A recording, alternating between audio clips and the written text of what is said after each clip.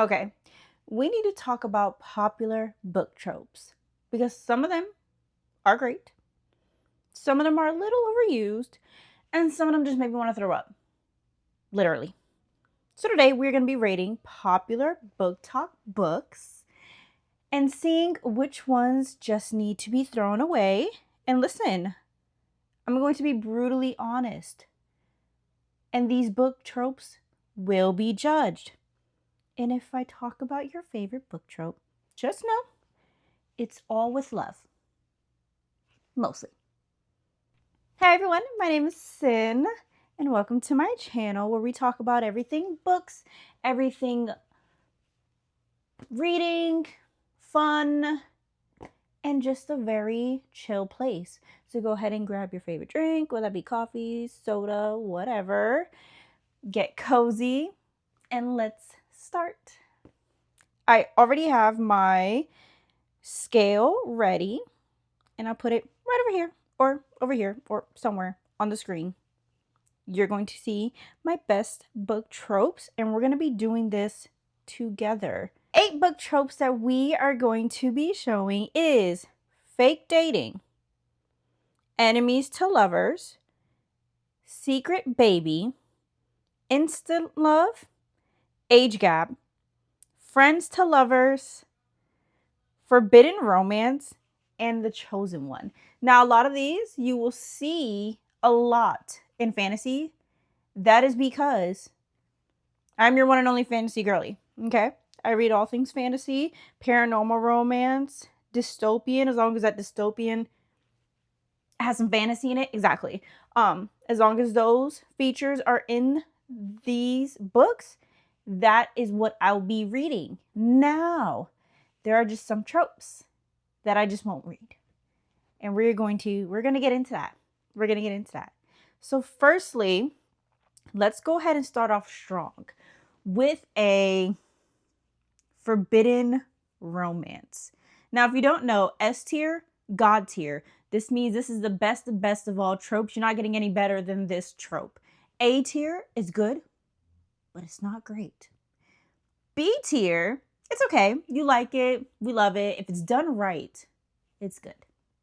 It's good. C tier, yeah. You know, if an author can do it right and give it some real justice, then it'll be good. Other than that, no. And then D tier is bleh.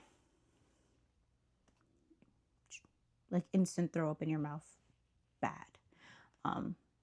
Like there's nothing redeeming for me anyways of this trope. Nothing. And that's what's going to be in D.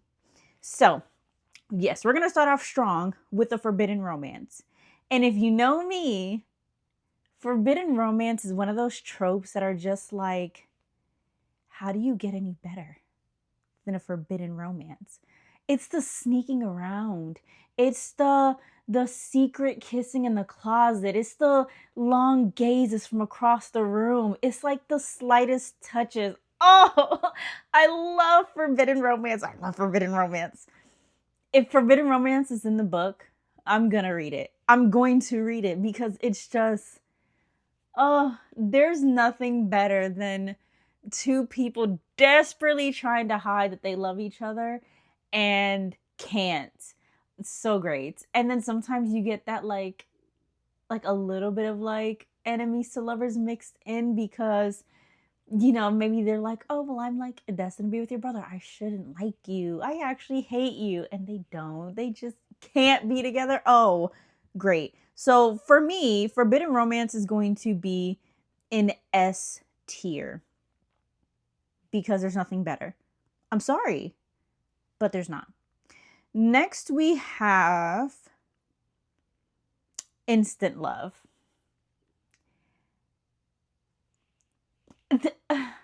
I like tension. I like the build up to love.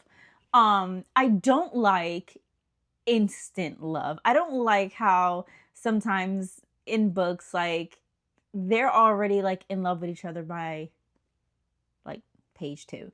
I can't stand that. It's so boring to me. Where's the build up? Where's the hype? Where's the tension? Where's like you gotta fan yourself because he said some outrageous shit, and it's just like, sir, where is that in instant love? For me, I don't really see it that much, and I don't like it. Even in like fated mates, that's not instant. Like, it's not instant love for me in fated. When I read fated mates books, they're fated to be together, so you already know at the like you already know they're gonna be together regardless. But with instant love, it's like there's nothing, like there's no tension there. Even with like fated mates, when of course like, they're gonna meant to be together, and by the end of the book, you already know this is gonna be their person. But there's still tension there. I love when they fight it. I love when they fight their fated mate. I can't. Instant love is just not for me. For me, it doesn't have that tension, that build up. It just doesn't. So for me, instant love, I'm gonna put in B. Because if it is done right, I do think some authors can put in that like tension. Even if it's like instant love, but it's just okay. Instant love is okay. Um The Chosen One. Now, that is a trope you'll primarily you 100% just gonna see in like fantasy type books. The only thing I don't like about Chosen Ones is that a lot of the times in Chosen Ones, they have like plot armor. And I know like FMCs and like MMCs, they are naturally gonna have plot armor, but I love a Chosen One. Do not get me wrong. I love the Chosen One trope. Sometimes I just think that, and maybe a Chosen One trope, they kind of get like powers out of nowhere, you know? And they become like this instant powerful being out of nowhere, and it's just gifted to them. Like, here you go. Here are your powers, sweetheart. Do with that as you please. But remember, you are also the chosen one, so you are meant to do X, Y, and Z. Chosen One is a fun trope though. I just read a Chosen One, and it was a very fun read and a little sad. But I think Chosen One for me will go to I feel like A is too high. I'm gonna put that in B as well. I'm gonna put Chosen One in B tier. Yes. Because it's good if it's done right. And it's good in certain books. It's just not good in every book. Next, we will go to, this is hard. Secret Baby. Hate it. I hate hate that trope. Sincerely. Hate it entirely. If it is in a book and I don't know that it's there and I read it, I will DNF it instantly. I hate it. I really do. I really do hate it. It's just that like, and it could very much be that I don't have kids. And it's just, I don't like it. And I think this is one you rarely, for me anyway, see in like a fantasy. This is definitely like something you see in like regular books where like the girl may be like a little bit poor, or she doesn't have that much money, and she keeps her baby a secret because she just met like this rich man, and she doesn't, oh, I hate it. I hate secret baby tropes. This is something that 100% will get DNF in like 2 seconds if I find that in a book. Rarely ever is in like a fantasy or paranormal, but yeah, if it's there, I'm not going to read it. So that's going to go in D because it immediately makes me want to throw up. Yeah.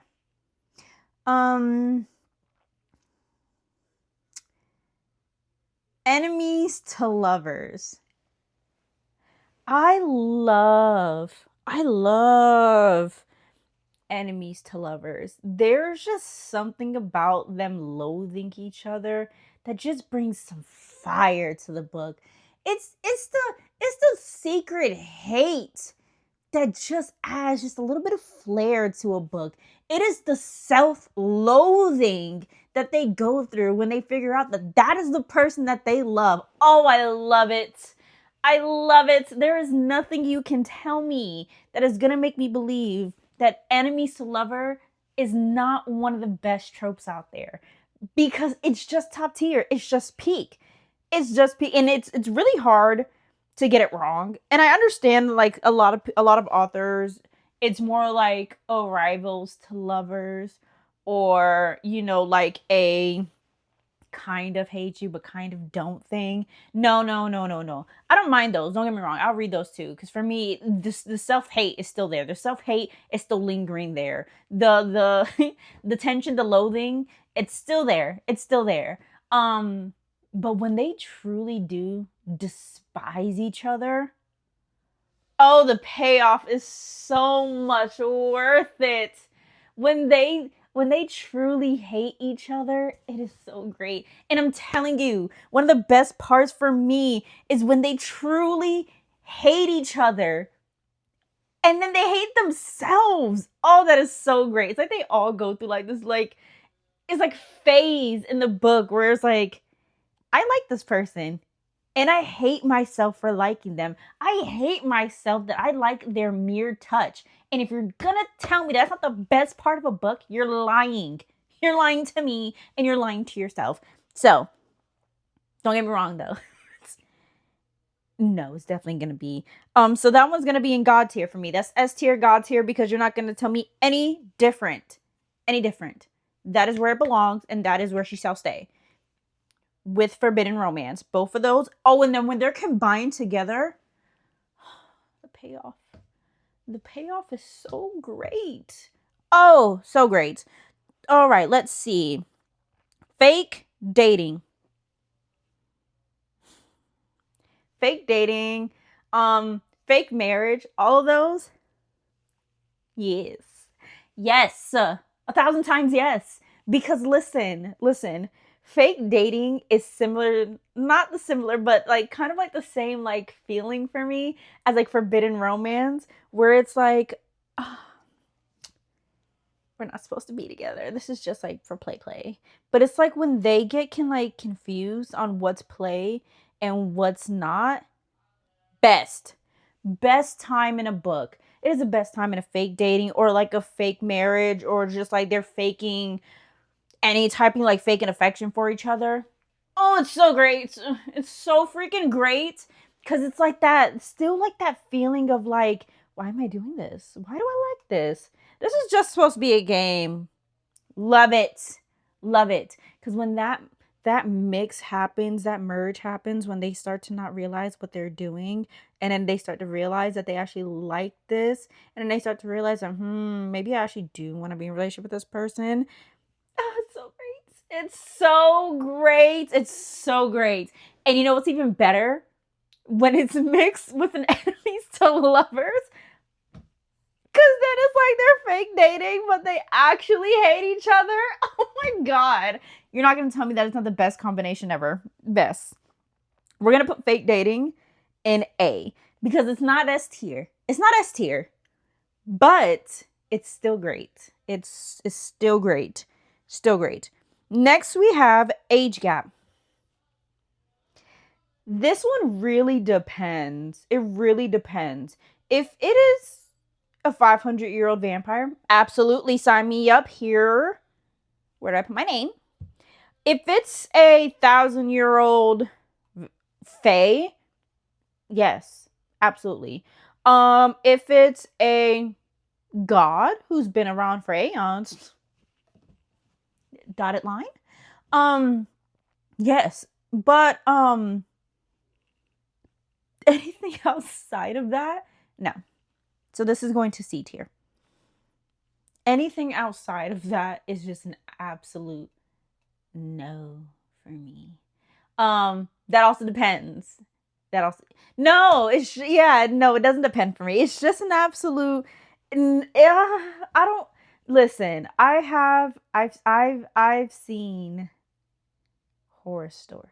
Okay, when it comes to age gap, I think some authors go a bit too far with the age gap, especially if it's not like a fantasy or a paranormal where it can be played off a bit, like again, like a vampire, a fae, a god, like immortals, like something like that, where it can be played off as to why they are this age. Now, I'm not gonna lie to you, gods and like immortals, they're like, okay, they're like, it is not like they stopped aging, they just kept aging, and then they just didn't, eventually they stopped aging, I guess. But yeah, if it's not like that, I don't care for it. I think just some authors have just gone a bit too far when it comes to that, and it's just sometimes it may be overused a bit, um, in regular books. For me, it may just be a bit overused, because I think now it's getting to the point where I guess maybe it's possible some people want to be different, and so they make their age gap a bit bigger. And yeah, I don't like it. So age gap is a no for me unless it is under those circumstances. So it goes into C tier, because if it's in those circumstances, I'm good with it. Outside of that, no. And then friends to lovers. This is a trope that I recently got into. I've been recently getting into friends to lovers. I read one friends to lovers book, and I'm not gonna lie, I loved it. It was with dragons, and it was great. It really was. I really liked it. Um, friends to lovers is, yeah, again, one I'm still trying to get into, but I do like the I like it both ways. Like, if it's the guy who's been like dreaming about her like for years until she finally wakes up. And then I also like it the other way around, where she's like crushing on like the boy next door type thing. Like, I love both. I love both ways. They're both good. It's just not like one I run to, but it is one that I have been enjoying, and I do enjoy reading, and if I find more books with it, I am excited to see what else comes with it. So for that, I'm going to put friends to lovers in B tier. Um I do like friends to lovers. I like the kiddiness in it, and I like the yearning for like that person for like years until like they're adults, or like maybe one moved away and they finally found each other again type thing. I like that. I think it's so cute, and it leaves me giddy sometimes, and I like that. So I definitely want to read more Friends to Lovers. That is definitely on my list this year. So to recap our best book tropes, we have in S tier Forbidden Romance and Enemies to Lovers, because there's no better. And then in A tier, we have Fake Dating. B tier, we have Instant Love, The Chosen One, and Friends to Lovers. In C tier, we have Age Gap. And in D tier, we have Secret Baby, where it's supposed to be. If you agree with this list, let me know. If you disagree with this list, also let me know. I'm open to your opinions. I love to hear your opinions. But you cannot say that I am wrong, because this is completely right. But I'm just playing. I'm very open to what you guys have to say. Let me know what your tier list would be if you're putting these on a tier list. Let me know how you would move some around, and which one is your favorite book trope of all time. Go ahead and let me know in the comments. Let's discuss. This is an open conversation. I'm just not open to changing my tier list unless somebody can be very persuasive and let me know something different. And if you did enjoy, please go ahead and like, share, and subscribe, because we're going to be talking about all things books, all things fun, and just life in general, as life pertains to books. Exactly. I'll see you guys in the next video, and happy reading. Bye.